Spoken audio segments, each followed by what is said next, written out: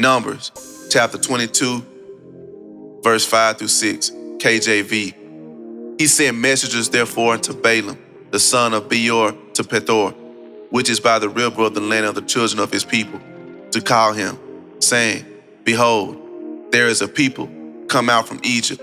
Behold, they cover the face of the earth, and they abide over against me. Come now, therefore, I pray thee, curse me this people, for they are too mighty for me. Numbers, chapter 22, verse 12. And God said unto Balaam, Thou shalt not go with them. Thou shalt not curse the people, for they are blessed. Numbers, chapter 22, verse 28. And the Lord opened the mouth of the ass, and she said unto Balaam, What have I done unto thee, that thou hast smitten me these 3 times? Numbers, chapter 23, verse 28. How shall I curse whom God hath not cursed? Or how shall I defy whom the Lord hath not defied? Numbers, chapter 31, verse 16. Behold, these caused the children of Israel, through the counsel of Balaam, to commit trespass against the Lord in the matter of Peor. Revelation, chapter 2, verse 14. But I have a few things against thee, because thou hast there them that hold the doctrine of Balaam, who taught Balak to cast a stumbling block before the children of Israel, to eat things sacrificed unto idols, and to commit fornication. This is the pursuit of producing justice. Man, I just want to come talk to y'all about this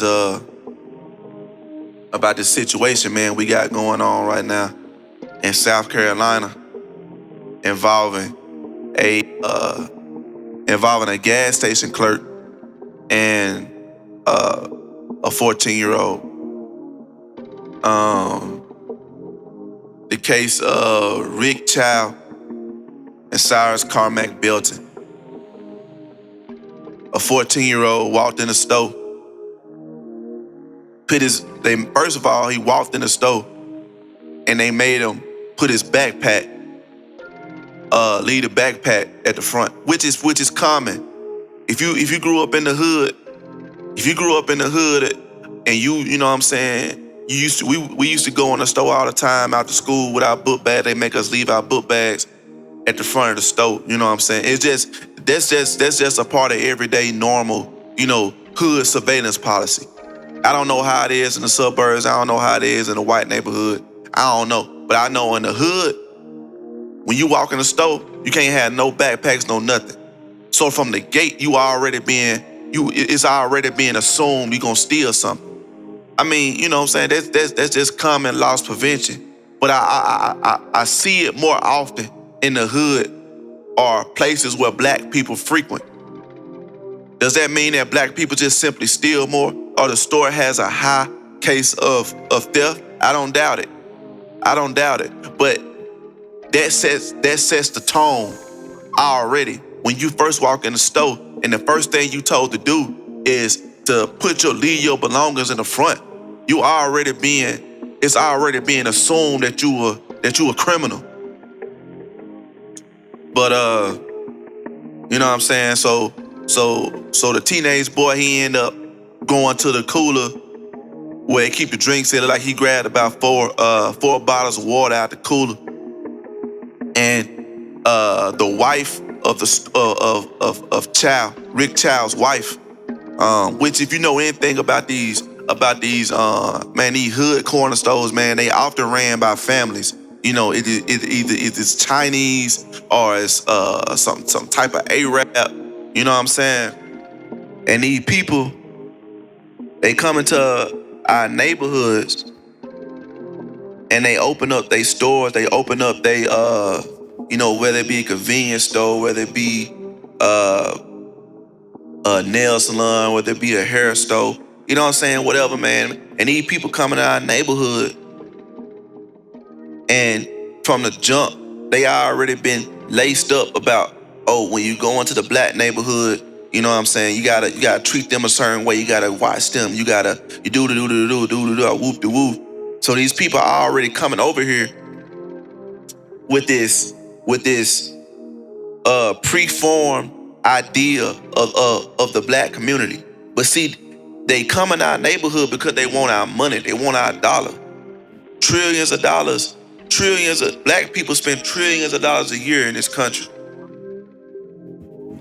Black people spend trillions of dollars a year in this country.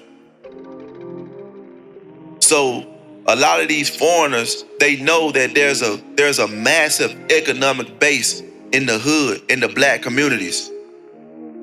They don't come to help our communities. They don't come to put money into our schools, to invest in our youth. They don't come over here to do that. They come over here to exploit the system.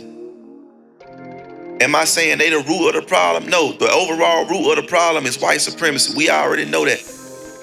Mr. Neely Fuller talked about that. He said he talked about that with his last breath.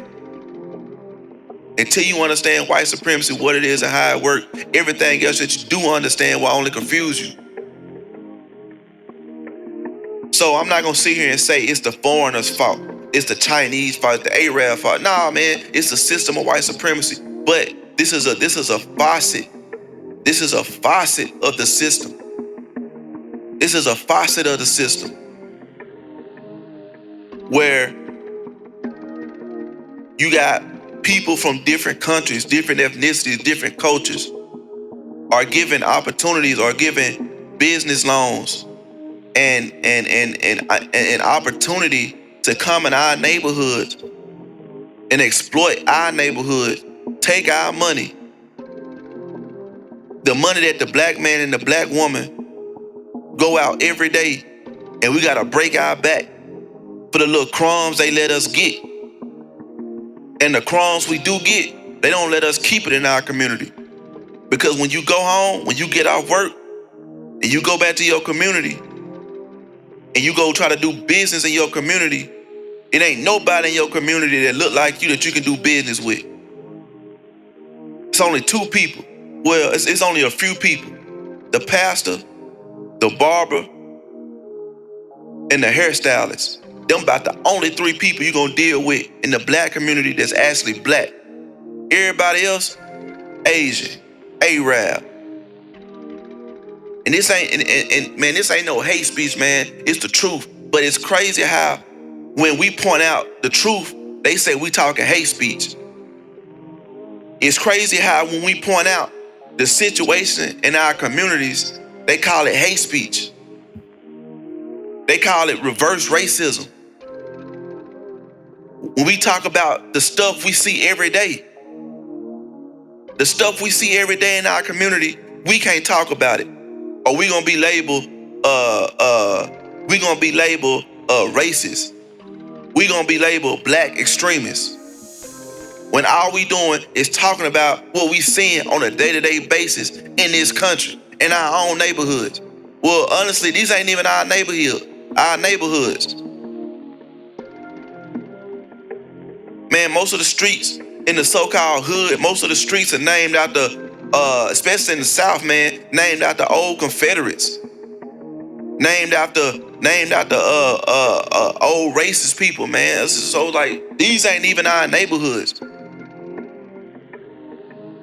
These are our ghettos. These are our confinement camps. These are our confinement camps. We don't have a neighborhood. We got confinement camps. And if you look at it how the hood is set up, it's set up just like a confinement camp. You got all the people huddled up in a specified area. The people don't control nothing in that area. They don't police themselves. Another group of people police them. Another group of people surveil them, and another group of people sell merchandise to them. The people own nothing in that area. Does that sound like a community to you, or does that sound like a confinement camp? That sounds like a confinement camp. And Mr. Neely Fuller will always say, we are not citizens. We are not Americans. America's never existed. We are prisoners of war. And if you look at our so-called communities, they operate like POW camps, bro. They don't operate like communities. When we tried to have communities, they burned it down, they bombed it. Tulsa, Rosewood, and come on, I ain't gotta say it, you already know it. These are internment camps, bro. We live in an internment camp. We don't have neighborhoods. A neighborhood, look at that word, neighborhood. Where your neighbors, you and your neighbors y'all do economics in that area. Y'all police that area. Everything in that area is based off of you and your culture. Chinatown is more like a neighborhood. Koreatown is more like a neighborhood. Little Italy, all that, little Cuba, all that. That's more like a neighborhood. Even though it's still an internment camp, because even white supremacy got their foot on their neck too. It's just that the leash that's put on them is a little bit looser than the leash they got on us.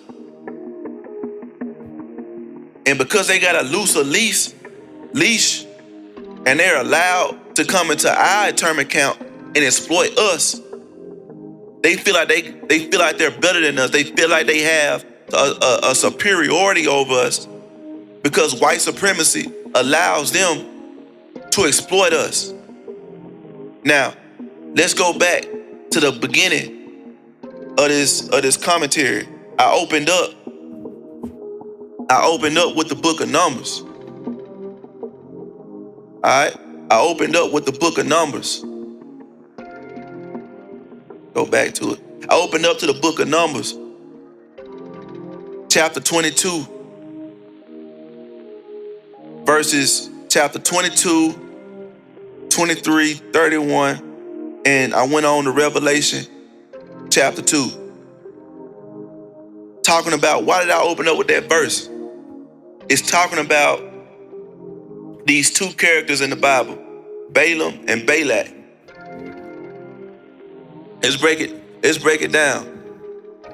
So Balak wanted Balaam to curse the children of Israel, but God won't let him do it. So Balaam advised Balak that if Israel could not be defeated from the outside, they could be corrupted from the inside through idolatry and sexual immorality. This led to the events of Baal Peor in Numbers 25. So the doctrine of Balaam is a strategy to corrupt God's people through temptation, compromise, and seduction when direct attacks fail. So the reason why I opened up with that is because we could talk about all day about what foreigners doing. They coming in our neighborhood. They doing this. They doing that. We could talk all day about that. We could talk all day. I mean, we could literally talk all day. There's endless commentary going on online right now about this very subject. Thousands upon thousands of comments. Social media posts, Facebook, Instagram, Twitter, everything lit up right now about this conversation with this guy Chow and Cyrus. So we can keep talking about this and trying to hammer it in that these foreigners don't care about us and they using us and they abusing us and they taking the black dollar out the black neighborhood. We could talk about that all day. But until the so-called black people in this country, and don't get it twisted, I ain't no Hebrew Israelite. I'm a Hebrew Israelite, but not in a sense of what they want to make Hebrew Israelites out to be, some type of black extremist group. That ain't me. I'm a follower of Jesus Christ. I believe that anybody who accepts Jesus Christ in their heart can have entry into heaven. I'm not one of these, I don't believe. Hey, look, I believe in the grafted in. I believe that Israel is not so much in your DNA, but it's in your heart. I believe that. But there is a people that's descended that there are Hebrew that was stolen from what they call West Africa, but what was Judah at one point. There is a nation in this country called Judah, but the nation has gone under many names through the centuries and the decades. It went from the N-words to coloreds to African Americans. Now we under the term blacks. But we are Judah. We are the dry bones in the valley that Ezekiel saw. But getting back to Balaam and Balak. Balak wanted to curse the children of Israel because they were mighty and they were numerous. And he was afraid that he wanted to get from under Israel's thumb. So he went and talked to a prophet, Balaam. Balaam was a true prophet of God, but he was a wicked prophet. He could hear from God, but he was wicked. So Balaam told Balak, look, I can't curse these people, bro. I can't curse them. God got a protection over them. There's nothing I could do with these people. But Balaam figured out a way. Look, I can't do nothing to them, but man, listen, I can get them to curse themselves. All they got to do is sin. If they sin, then they'll curse themselves. Then their God has to allow the curses of their sin to come into their life. So that's what Balak did.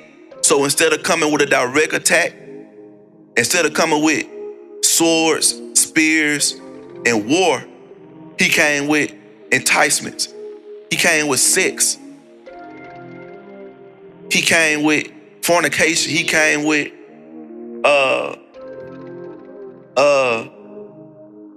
sin. So look at what these people do to us today. When these people come into my neighborhoods, what do they use? What have they been allowed to sell us? They sell us the alcohol. They sell us the sex.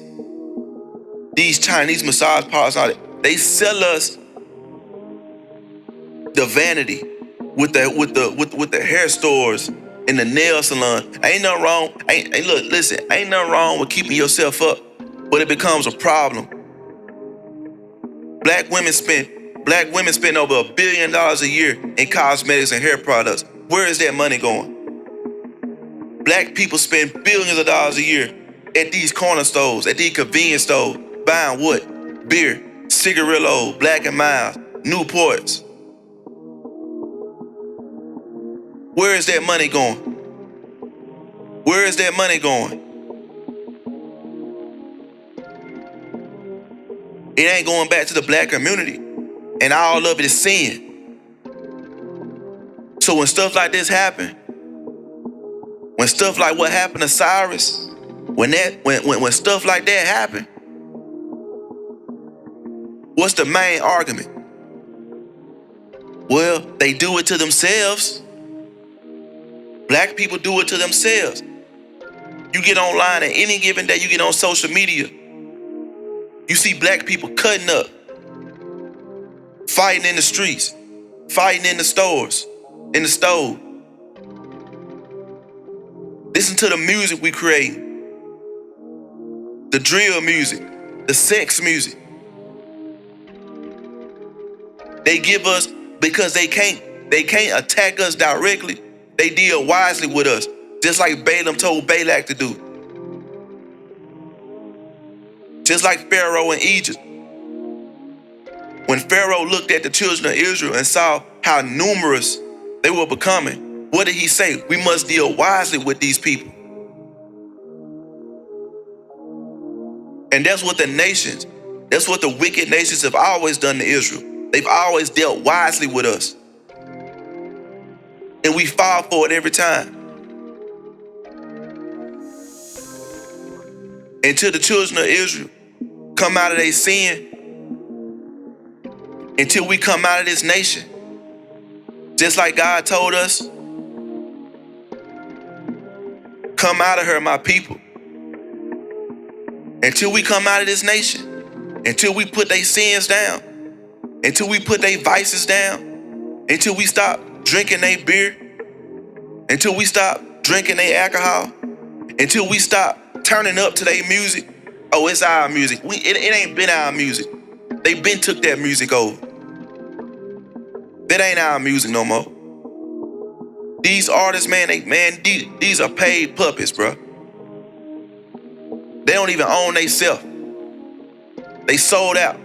Just like most of these black voices you hear, these people are sellouts, man. These people are puppets. These people are not for us, bro. These people are for they self and for money. And for white validation. Come out of her, my people. The first thing they say when one of us get killed by one of them, the first thing they say is, well, where is the outrage when they do it to themselves? And you know what? You know why they can make that argument? Because it's young black boys in the streets killing each other every night. That's why they can make that argument. Why? Because the children of Israel are caught up in the spirit of murder. The children of Israel are caught up in the spirit of fornication.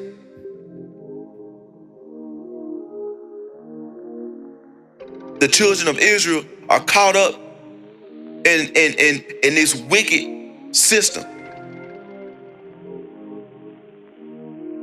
So when we do have a righteous cry, it gets drowned out by all the sin we commit. These people are dealing wisely with us.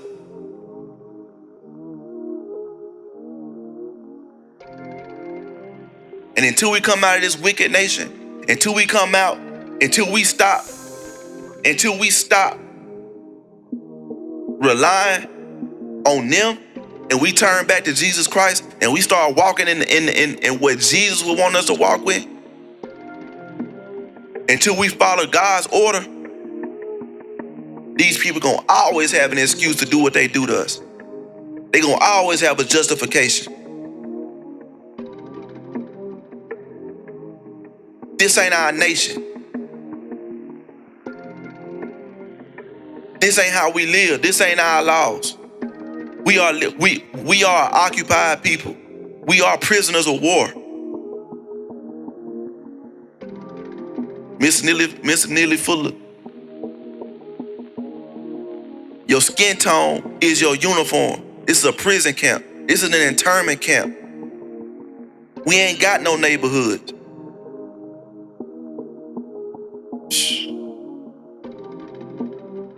Look, man. Judah, Israel, the black community, whatever you want to call it. Until we stop letting these people deal wisely with us, we're going to keep facing the same problems. We're going to keep going through the same thing. Mr. Chow, Cyrus, Zimmerman, Trayvon,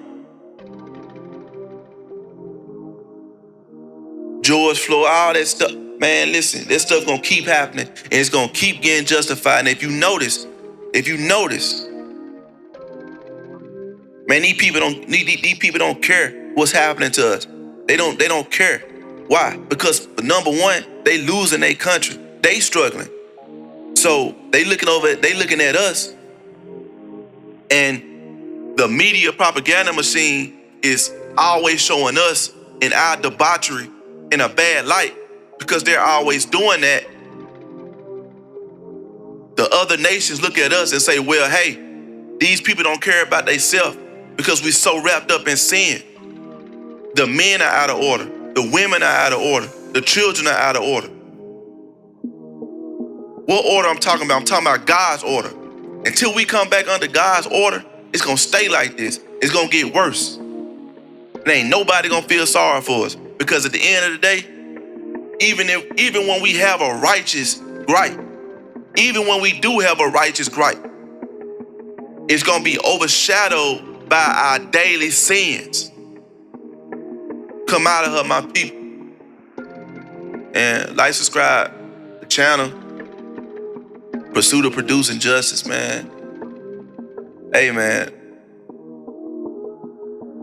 I'm not saying what's happening in this country to the people of Judah. This nation will be judged. Reparations will be paid. There will be an exodus. Judah will exodus again. And we will spoil the nation that has oppressed us for over 400 years. That will happen. That's already been ordained by God. But what's also been ordained by God, come out of her, my people. Stop partaking in her sins. The concerts, the music, the sports, the alcohol, the sex, the fornication. Stop partaking in her, my people. I ain't no saint. I got my own crosses I gotta carry. I do. But I hear the voice of God. I hear the voice of God. And that voice is telling me to work on myself, carry my cross. But it's also telling me to talk to my people and let them know we gotta pick up our cross. We gotta put down this nation and pick up our cross. Until we do that, until we stop letting these people deal wisely with us, we're gonna keep getting dealt with.